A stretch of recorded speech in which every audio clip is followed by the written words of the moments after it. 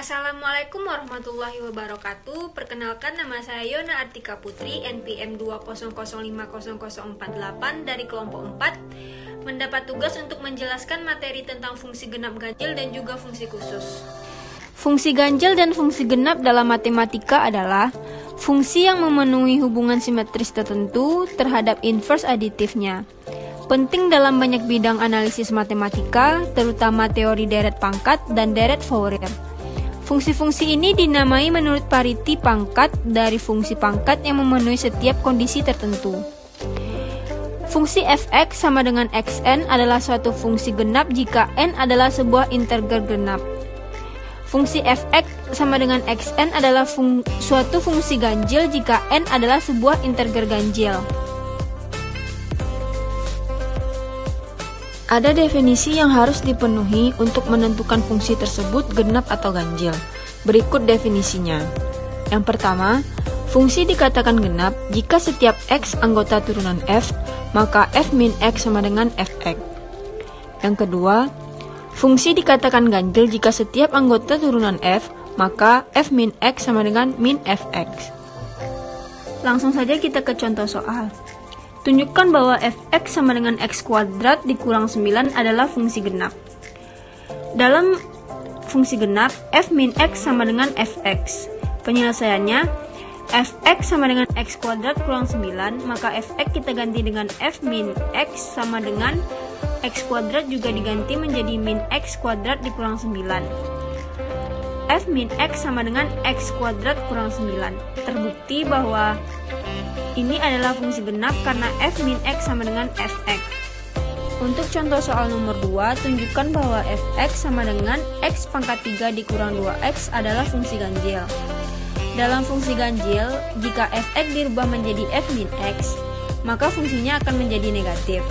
Penyelesaiannya, fx sama dengan x pangkat 3 dikurang 2x. Fx dirubah menjadi f min x, maka min x pangkat 3 dikurang 2 dikali min x sama dengan min x pangkat 3 ditambah 2x. Jika minnya saya keluarkan, maka hasilnya adalah min dikali x pangkat 3 sama dengan min x pangkat 3, min dikali min 2x sama dengan positif 2x. Maka terbukti ini adalah fungsi ganjil karena f min x sama dengan min fx. Genap ganjil juga memiliki beberapa sifat diantaranya. 1. Hasil penjumlahan fungsi genap dengan fungsi genap merupakan fungsi genap juga.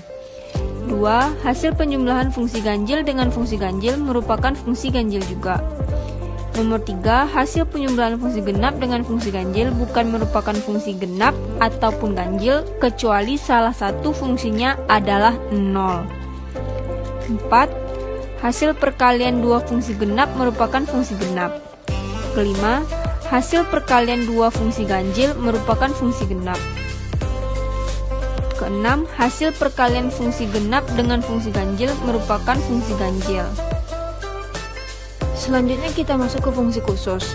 Fungsi khusus dapat dibedakan menjadi dua, yaitu 1. Fungsi nilai mutlak. 2. Fungsi bilangan bulat terbesar yang kurang dari atau sama dengan x.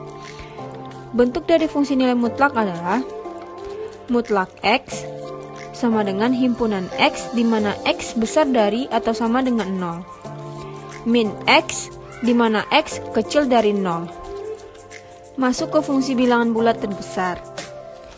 Mari kita lihat definisi dari fungsi bilangan bulat terbesar, yakni fx sama dengan fungsi bilangan terbesar x di mana x kecil dari atau sama dengan n, lalu x kecil dari n tambah 1. N merupakan bilangan bulat atau x merupakan bilangan real.